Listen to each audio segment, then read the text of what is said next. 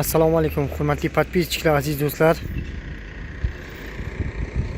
Uzunlik sabablarga ko'ra orada uzilishlardan keyin yana stadionga qaytdik va stadiondan videolarimizni nasib bo'lsa davom qilamiz. Mana hozir biz stadiondagi 3-blokimizni eng yuqorgi etajda beton olish ishlarini boshlaymiz nasib qilsa bugun.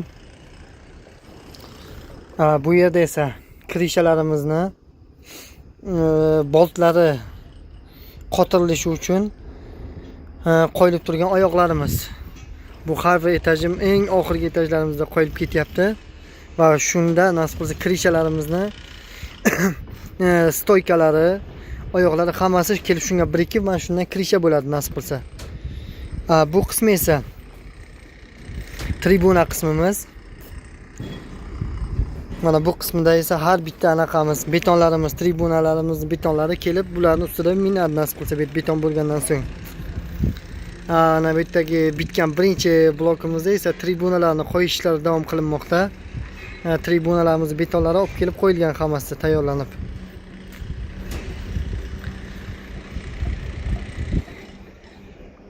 Nasib qilsa bu 3-blokimiz tugatganimizdan so'ng esa o'sha 4-blokimizni ham oxirgi etajlari to'shama qismlari tayyor bo'lib bo'lyapti.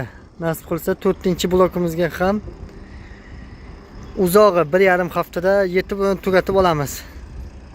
5, 6, 7, 8-bloklarimizda esa ishlar juda yaxshi ketyapti.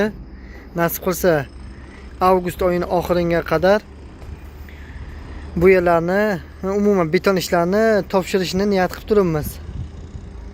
Qo'llab-quvvatlab tursangizlar, albatta sizlar bilan birgalikda barisini birgalikda erishamiz do'stlar.